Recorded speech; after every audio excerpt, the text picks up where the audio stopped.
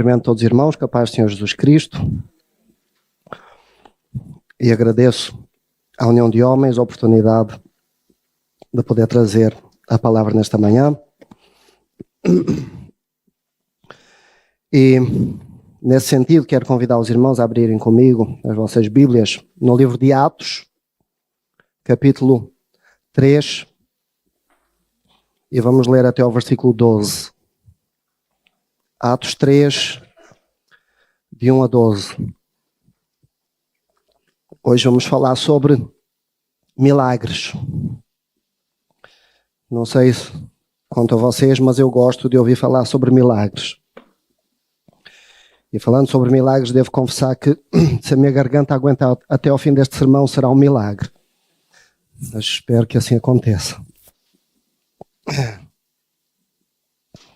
Então, Atos dos Apóstolos, capítulo 3, versículo de 1 até 12. Diz assim: Pedro e João subiu ao templo para a oração da hora nona. Era levado um homem coxo de nascença, o qual punham diariamente à porta do templo chamada Formosa, para pedir esmola aos que entravam.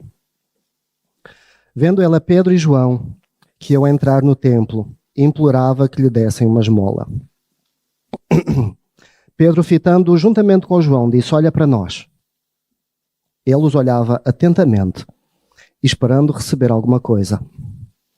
Pedro, porém, lhe disse: não tenho prata nem ouro, mas o que tenho, isso te dou.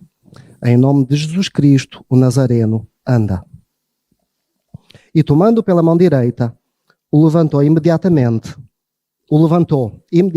os seus pés e tornozelos se firmaram. De um salto se pôs em pé, passou a andar e entrou com eles no templo, saltando e louvando a Deus. E viu todo o povo a andar e a louvar a Deus. E reconheceram ser ele o mesmo que esmolava assentado à porta formosa do templo. E se encheram de admiração e assombro por isso que lhe acontecera.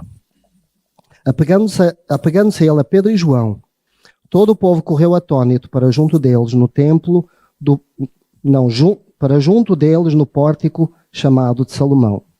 À vista disso, Pedro se dirigiu ao povo, dizendo: Israelitas, por que vos maravilhais disto, ou porque fitais os olhos em nós, como se pelo nosso próprio poder ou piedade o tivéssemos feito andar? Até aqui, vamos orar. Senhor Deus, te agradecemos pela tua palavra, por aquilo que ela nos transmite e porque pela fé podemos crer que o que nela está é verdade e porque também podemos sentir isso, porventura, nas nossas próprias vidas. Pedimos, Deus, que o teu Espírito esteja presente neste momento, neste lugar, no nosso meio, para ministrar aos nossos corações conforme a tua vontade. Assim nós oramos no nome de Jesus Cristo. Amém.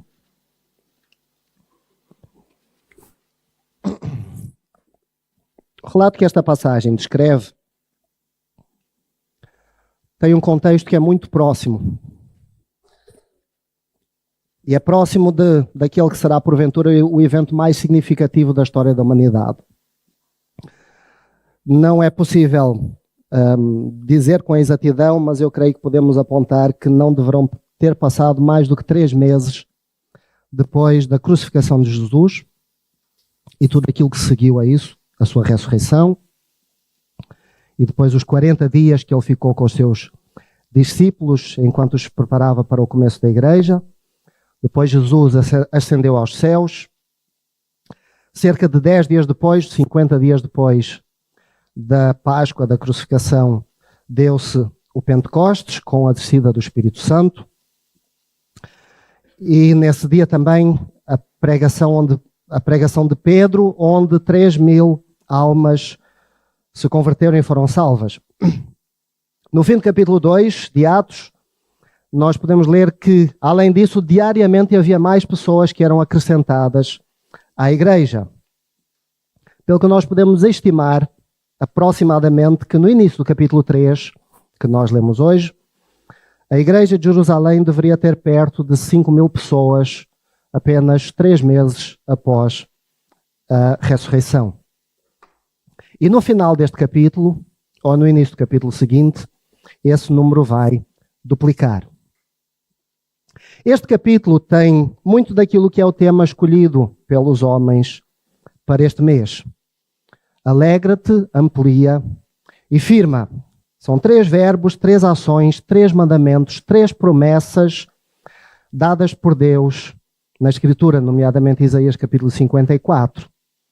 Alegra-te porque há alegria e porque há motivos para nos alegrarmos. Um homem era coxo e agora ele anda. Ele foi o primeiro a alegrar-se e a sua alegria foi contagiante. Amplia porque, por este evento, a igreja dos primeiros dias, uma vez mais, cresceu e se multiplicou. Com ousadia nas ações e no discurso de Pedro, o qual foi usado pelo Espírito Santo para trazer cura e salvação a cerca de mais 5.000 almas, o que podemos ver no capítulo 4, versículo 4. E firma, porque antes havia um homem incapaz de firmar os seus pés no chão, e agora esse homem não apenas andava, como saltava. E isso representa muito mais do que uma cura física, como vamos ver. Nos primeiros dias da igreja, quando esta era composta maioritariamente por judeus, não havia ainda uma distinção muito clara entre judaísmo e cristianismo. Por isso não deve ser estranho para nós ler que Pedro e João iam ao templo para orar. Porque para eles o cristianismo era a continuidade natural e profética do judaísmo. Eles tinham razão, na verdade. Pena é que os líderes religiosos da sua época não viam desse modo. Mas à hora nona, ou seja, às 3 horas da tarde, porque os judeus começam a contar, ou começavam nesta altura a contar a hora a partir das 6 da manhã, o nascer do sol. Então a hora nona seria às 3 horas da tarde. O caminho que Pedro e João fazem para o templo leva-os por uma porta chamada Formosa. O que tinha esta porta de especial? Infelizmente esta porta foi destruída no ano 70 depois de Cristo, juntamente com o templo, quando os romanos basicamente arrasaram a cidade de Jerusalém. Mas o historiador Flávio Joséfo descreveu-a dizendo que era uma porta dupla, em madeira maciça forrada a bronze, com baixos relevos em toda a sua volta. Tinha cerca de 25 metros de altura e 15 metros de largura. Eram precisos mais de 20 homens para abrir e fechar estas portas. Por ser a porta maior e a mais larga, era também muito provavelmente aquela que era mais usada quando os judeus se dirigiam para o templo, por onde mais pessoas passavam. Por esse motivo, também era o lugar onde mais mendigos se concentravam para pedir esmolas. Um desses mendigos, neste dia, chamou a atenção de Pedro. Ele tinha um lugar cativo ali. Ainda hoje é um pouco assim. É curioso que nós vamos a um determinado lugar e nós já sabemos que nós vamos encontrar lá alguém. E que melhor lugar para um mendigo senão a porta maior do que de um templo? Há muito movimento, muitas pessoas cheias de boas intenções, porventura pessoas que, carregadas de alguma culpa, querem fazer algo para equilibrar a balança a caminho de se encontrarem com Deus. Na verdade, dar esmolas era uma prática muito importante no contexto da piedade judaica. Ainda mais dar esmolas num local tão público, porque era visível, porque os outros podiam ver quem dava esmolas e louvar essas pessoas e ao mesmo tempo criticar a avareza daqueles que passavam sem abrir os cordões à bolsa. Hoje não é assim tão diferente. Meus irmãos, eu não sei como é convosco quando se deparam com estas pessoas. Elas estão aí cada vez mais, temos visto pelas nossas ruas Mendigos, se forem como eu, às vezes dão, outras vezes nem por isso. Mas a maior parte das vezes fica aquela dúvida. Será que a pessoa realmente precisa? Será que vai usar o dinheiro em cigarros, ou álcool, ou drogas? Será que a pessoa tem condições e oportunidades de trabalhar, mas prefere ficar ali porque é mais cômodo? Ou porventura até mais rentável? Será que a doença que aparenta ter é real ou é alguma coisa fingida? Por prática geral, eu não gosto e não recomendaria dar dinheiro a estranhos. Mas penso eu que um prato de comida é algo que não devemos negar a ninguém. E estando nas nossas posses providenciar, devemos fazê-lo. Quanto mais não seja, serve para filtrar a real necessidade daqueles que precisam. Mas este mendigo era conhecido, porque ele estava todos os dias ali. No capítulo 4, versículo 22, diz que ele tinha mais de 40 anos. Portanto, não era uma pessoa nova. Além disso, a sua doença era de nascença. E era alguma coisa que com certeza era visível no seu corpo, nas suas pernas, nos seus pés. Era inegável que ele era um coxo, que ele era doente. A sua deficiência era visível a toda a gente. Imaginem o peso na vida deste homem. Quando era criança, ele não pôde brincar. Via as outras crianças correr e saltar e pular. Ele não podia fazê-lo. Quando passou a ser jovem, muito provavelmente viu os seus amigos e conhecidos casar, mas nenhuma moça sequer olhava para ele. Quem quereria casar com um coxo e mendigo? As oportunidades de trabalho que possivelmente lhe estariam disponíveis pela sua condição económica ou social fugiam-lhe por causa da sua saúde, porque lhe faltava a capacidade básica de andar. Sem formação, sem educação, sem saúde, sem oportunidades, restava-lhe apenas pedir esmola. A vida de pedinte é uma vida difícil de deixar para trás. Ainda mais para quem tem reservado um dos melhores pontos da cidade para o fazer. Era preciso algo de muito especial para tirar aquele homem daquela posição. Mas algo especial estava para acontecer. É curioso, para começar, Pedro fez exatamente o contrário daquilo que nós tendemos a fazer na mesma situação. Quando na presença destas pessoas, e principalmente se não pretendemos dar nada, a reação é evitar o contacto visual. Olhar para o outro lado, fazer de conta que não se passa nada e que o problema não existe e simplesmente continuar a vida como antes. Mas Pedro não apenas fitou os olhos naquele homem, como ele ainda lhe disse para ele olhar de volta para ele. Porque no meio da multidão que passava, Pedro queria a total atenção daquele homem para o que iria acontecer. A reação do homem é natural. Quem teria interesse em chamar a atenção de um mendigo se não fosse para lhe dar alguma coisa? E ali estavam dois homens a olhar para ele como se nada mais houvesse ao redor. Pela mente daquele homem deve ter passado alguma coisa como: vou ganhar o Euromilhões. Naturalmente, aquele homem tinha uma expectativa de receber algum dinheiro. Eu imagino que ele já fazia contas na sua cabeça, enquanto levantava a sua cestinha e de olhos fixos em Pedro, e Pedro de olhos fixos a ele. E então Pedro diz: não tenho dinheiro. Eu sei que Pedro disse mais coisas depois disso, mas fiquemos por enquanto só por esta expressão. A primeira reação que deve ter passado para a mente daquele homem, além da natural frustração, foi algo do tipo: e perdoe-me o português, mas este gajo está a gozar com a minha cara. Como é que nós reagimos, meus irmãos, em face a expectativas não correspondidas? Vamos pensar um pouco sobre isso. Quando as coisas não acontecem como queremos ou quando queremos, ou por contraste, será possível Haver alguém que pouco ou nada recebe porque também não tem ou não demonstra ter a expectativa de receber alguma coisa? A verdade é que todos nós temos expectativas.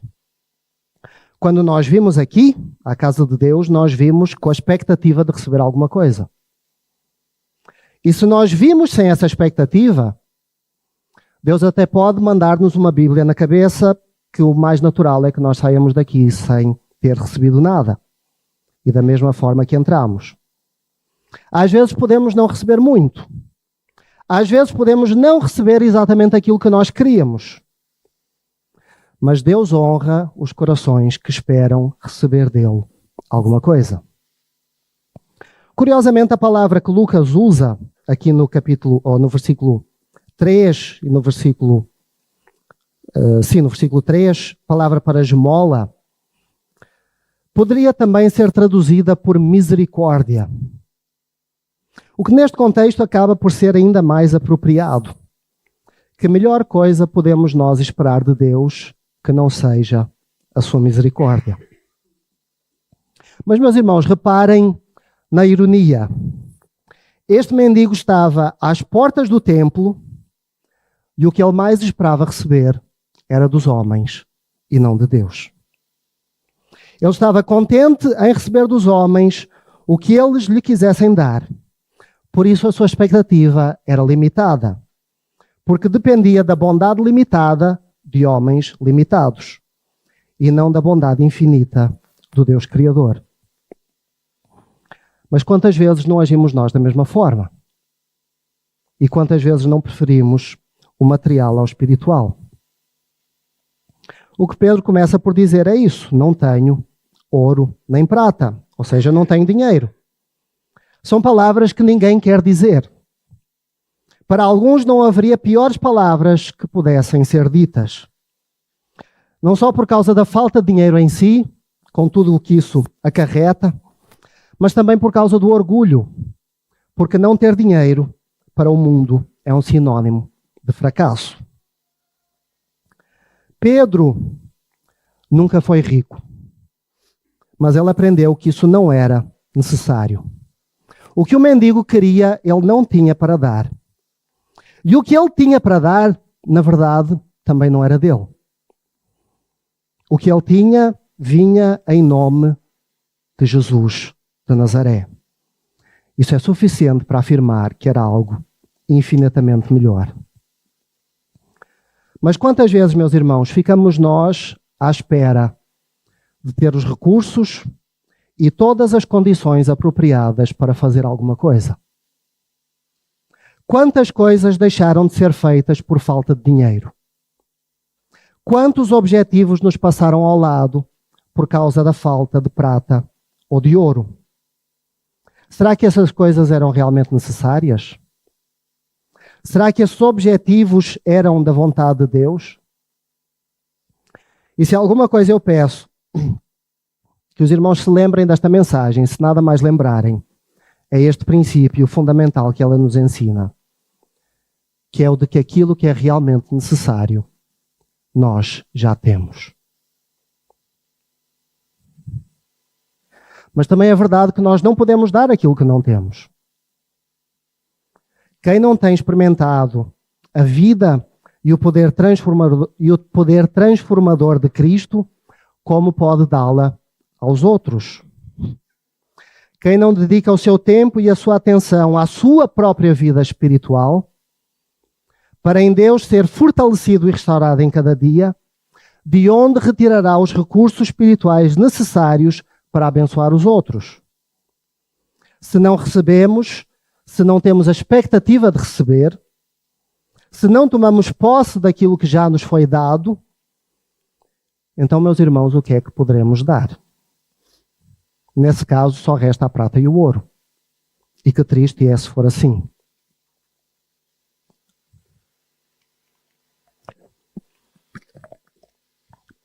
Conta-se uma história que no ano de 1260, quando um homem chamado Tomás de Aquino, não sei se alguém já ouviu falar, Tomás de Aquino, porventura, foi um reformador antes da Reforma.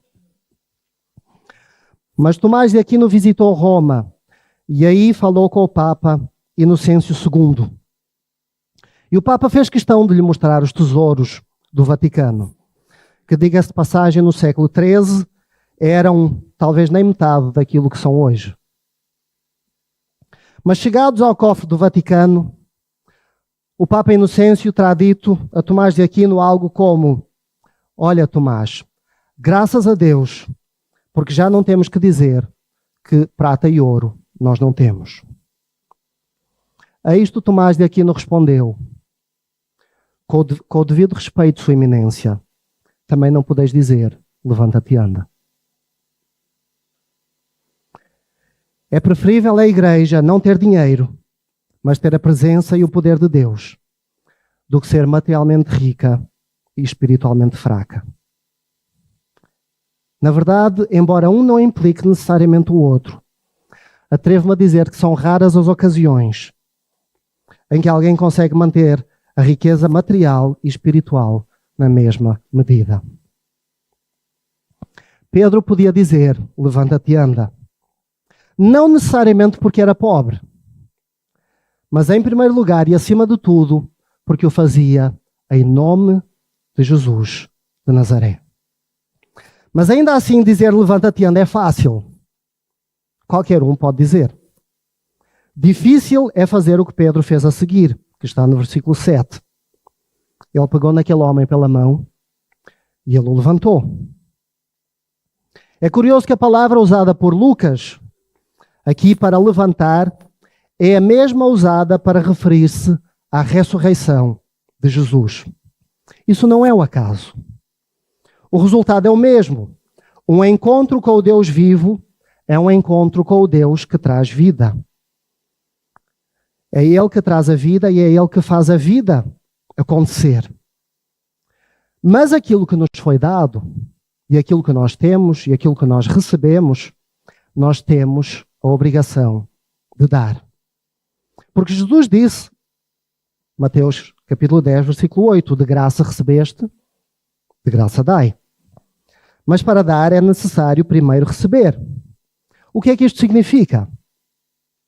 Ou por outras palavras, permitam-me divagar um pouco sobre uma questão teológica mais profunda. Que seria, porque é que nos parece que Deus não faz tantos milagres hoje do que pelo menos aqueles que nós lemos na Bíblia com tanta frequência? Terá Deus mudado? Não. Ele é o mesmo ontem, hoje, eternamente. Se Ele não mudou, então qual é o problema? Eu poderia supor aqui hipóteses como resposta a esta pergunta, mas porque o tempo é curto, permitam-me ir direto ao assunto. Pelo menos em relação àquilo que eu penso ser a resposta. O problema, meus irmãos, o problema somos nós. O problema é a nossa incapacidade de ouvir quando Deus quer agir. O problema é a nossa falta de ousadia e de disposição para estar ligados com o Espírito Santo até o momento em que podemos receber e perceber de Deus aquilo que Ele quer e deseja e está pronto a fazer, e então cooperarmos com Ele nesse propósito. Eu creio que Deus é um Deus de milagres, que ainda quer fazer milagres. Mas os milagres acontecem quando Ele quer. Não nos compete a nós marcar a hora ou marcar um culto para fazer milagres com dia e hora marcada, mas compete-nos compreender quando é a hora que Deus quer fazer isso. Pedro não teria sido tão ousado se Deus não tivesse falado com ele e colocado uma convicção certa e segura no seu coração de que, diferentemente de todos os outros dias em que ele tinha passado por aquela porta, por aquele mesmo lugar, aquele dia, aquela hora e aquele lugar estavam destinados para uma cura. Eu não creio, meus irmãos, de todo, que Pedro tivesse por um segundo pensado algo como: bem, eu vou estimar que há para aí 30% de possibilidades deste homem se levantar. Por isso vamos ver o que é que dá. Não. Ele agiu assim porque Deus falou diretamente ao seu coração e disse: eu já curei, agora vai e faz o resto. E com isso não podemos deixar de pensar. E é muito curioso isto. Quantas vezes terá Jesus passado por aquele homem? Das muitas vezes que Jesus foi ao templo em Jerusalém. Este homem não é mencionado em nenhum dos evangelhos. É mencionado apenas aqui no livro de Atos. Mas creio eu que no lugar onde ele estava, e como nós lemos, era colocado lá diariamente, um homem que tinha 40 anos, com certeza, pelo menos uma vez, atrevo-me a dizer, Jesus cruzou por aquela porta e ele estava lá. Por que é que ele não curou? É igualmente provável que aquele homem também tivesse ouvido falar de Jesus. Daquele Jesus que já tinha curado tantas pessoas. E de cada vez que Jesus passava perto, atrevo-me a dizer que aquele homem pensaria: será que hoje é a minha vez? Eu duvido que Jesus o tenha ignorado por completo. Não sei se Jesus o evitou. Não sei se Jesus passou pelo outro lado da porta. Não sei se Jesus até passou perto. E seja por palavras ou seja até com um simples olhar, teria vontade de dizer para ele: eu te amo. Eu não estou a ignorar-te. Eu posso curar-te. Eu quero curar-te. Mas ainda não é o tempo. Mas isso levanta-nos outro ponto importante, e ao qual também nós não podemos fugir, que é o que é que nós fazemos então com aquelas pessoas a quem Deus não cura.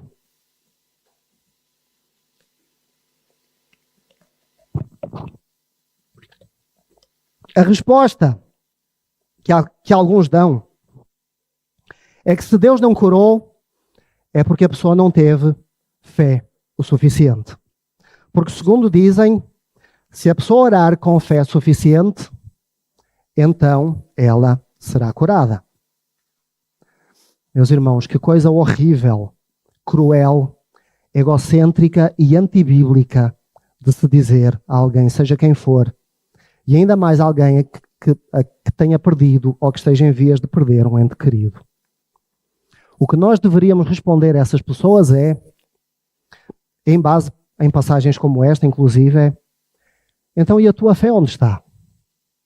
A tua fé parece ser o suficiente para curar esta pessoa.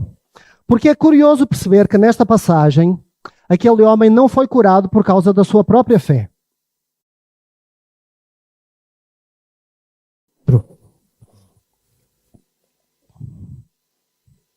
Não podemos, por outro lado, tirar por completo a fé da equação. Porque Deus efetivamente reage na medida da nossa fé. E há vários textos bíblicos que apontam nesse sentido. Mas Deus é Deus e não a fada Sininho. Vocês lembram-se da fada Sininho? Não sei se no Brasil tinha outro nome. A fada Sininho era a fada do Peter Pan. Era a fada Sininho também. A fada Sininho tinha uma fraqueza. É que para ela fazer as suas magias, ela precisava que os outros acreditassem que ela pudesse fazer a sua magia. Se os outros não acreditassem que ela pudesse fazer a sua magia, ela não tinha poder, inclusive até desaparecia. Deus não é a fada Sininho. O poder de Deus não aumenta se a minha fé for grande, nem diminui se a minha fé for pequena. Ele é todo-poderoso e Ele é todo-poderoso sempre. Às vezes Ele age por causa da nossa fé e outras vezes Ele age apesar da falta da nossa fé. Ninguém duvidará da fé de Paulo. E, no entanto, ele descreve, lá na segunda carta aos Coríntios, capítulo 12, que a respeito daquele espinho na carne, por 3 vezes ele orou ao Senhor. E qual foi a resposta? A minha graça te basta, porque o meu poder se aperfeiçoa na tua fraqueza. Meus irmãos, para tudo Deus tem um propósito, e isso é algo que precisamos compreender. Deus tem um propósito tanto para a cura como para a doença. O propósito é de Deus. E a questão é essa, meus irmãos. É compreender qual é o propósito de Deus. E se ele é mais facilmente alcançado através da cura ou através da doença. Em última análise, não podemos nunca esquecer que a única cura que é definitiva chama-se ressurreição. Mas para ressuscitar é preciso primeiro morrer. E aqueles que não foram curados em vida estão perfeitamente curados no céu. Teve essa fé. Uma fé que é descrita por Paulo como um dom. Na primeira carta aos Coríntios, capítulo 12, versículo 9.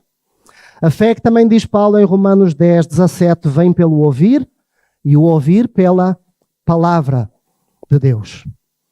A fé que me leva a agir só terá um resultado se antes Deus tiver afirmado que é isso que Ele quer fazer. Porque Deus não tem a obrigação de fazer aquilo que Ele não disse que iria fazer. E naquele momento, creio eu,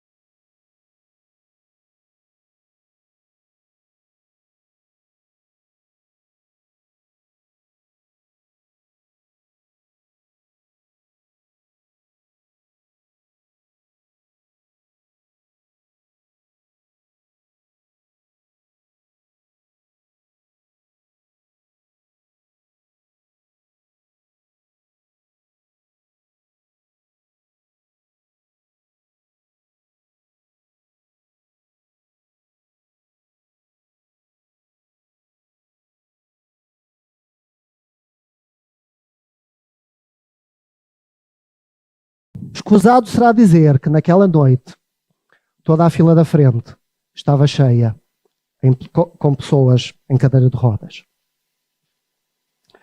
A noite foi passando. A noite foi correndo.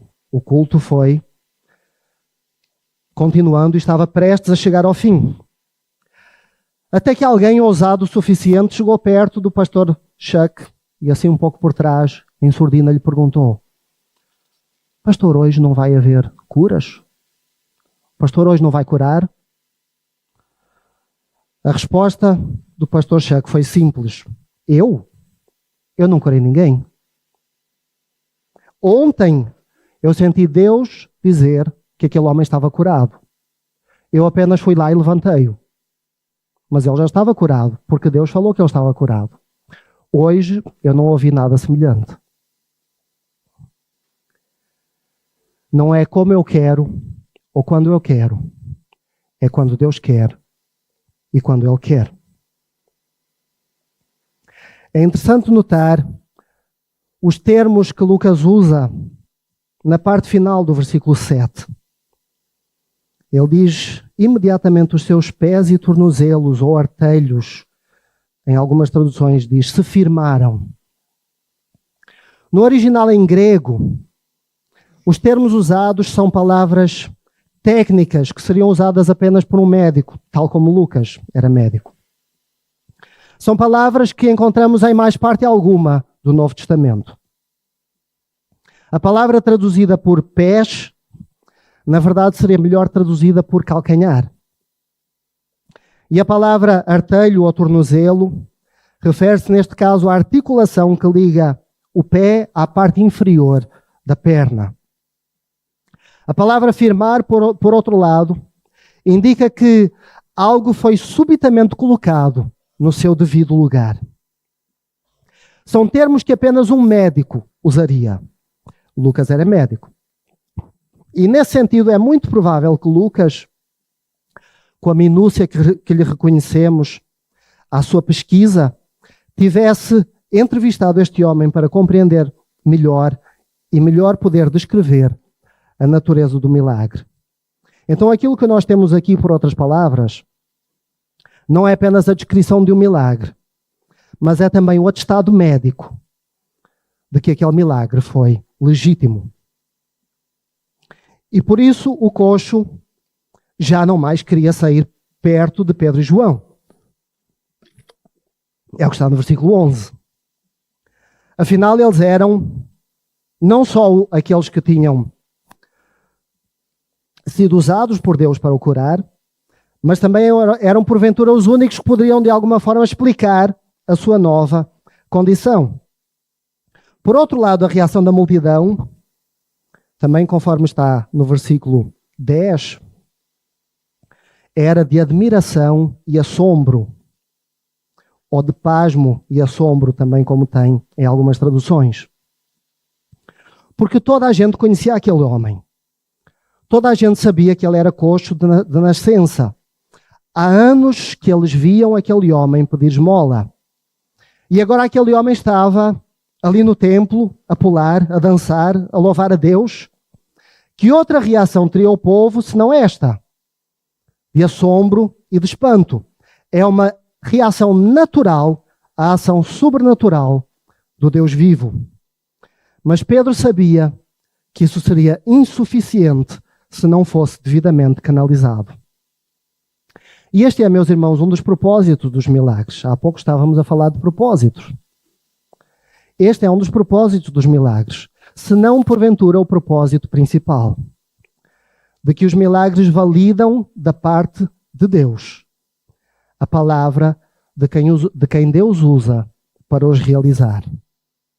E por isso a primeira preocupação de Pedro, quando ele abre a sua boca para explicar o que tinha acontecido, é direcionar a origem do milagre a quem de direito. Ele diz, não pensem que fui eu não fiz nada. É sempre uma tentação querer passar a ideia de que quando Deus nos usa, é por mérito nosso. Porque nós somos mais santos do que os outros, porque nós temos mais intimidade do que os outros, porque nós temos mais conhecimento do que os outros. Mas, meus irmãos, ao longo da Bíblia, Deus usou uma vez uma mula, outra vez uma prostituta, homens e mulheres ímpios, e mesmo aqueles que supostamente eram santos estavam cheios de dúvidas, defeitos, problemas e pecados. Deus está pronto para agir na história da humanidade e na nossa história pessoal. Mas quando isso acontece, a glória é para Deus. Um milagre só é válido quando a glória aponta para Deus. A outra coisa que Pedro diz, e eu já estou a terminar, versículo 12, ele diz, israelitas, por que vos maravilhais disto? Eu acho muito interessante esta frase. Era um motivo para estar maravilhado. Mas Pedro pergunta, por que vos maravilhais? O sobrenatural é algo que maravilha. Mas o que Pedro está a tentar lembrar é algo que muitas vezes nós esquecemos. E é que o nosso Deus é um Deus de milagres. É um Deus do sobrenatural. É um Deus todo-poderoso. O que Pedro está a perguntar é, vocês já não sabiam que Deus é assim? Por que é que esqueceram? Qual é o espanto? A diferença, meus irmãos, é que ao contrário dos israelitas, e porventura ao contrário de nós, Pedro estava habituado ao sobrenatural de Deus. Para ele, aquilo era apenas mais um dia. Também nós deveríamos estar mais habituados ao sobrenatural de Deus. Se nós não estamos, precisamos compreender o porquê e o que é que precisa de mudar. Para concluir, é curioso que à primeira vista, este capítulo começa com a aparência de mais um dia normal. Pedro e João iam a caminho do templo para orar, como certamente seria o seu hábito naqueles dias.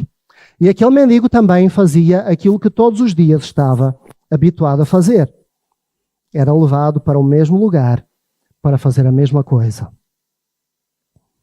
Mas tudo muda quando estas duas vidas cruzam os seus caminhos. O momento do encontro entre um discípulo de Jesus com qualquer outra pessoa é um momento de oportunidade para a mudança. E podemos até nem ter muito para dar. Ou podemos até desprezar aquilo que temos para dar. Mas aquilo que nós temos para dar, meus irmãos, tem mais valor do que prata e ouro. Que assim seja.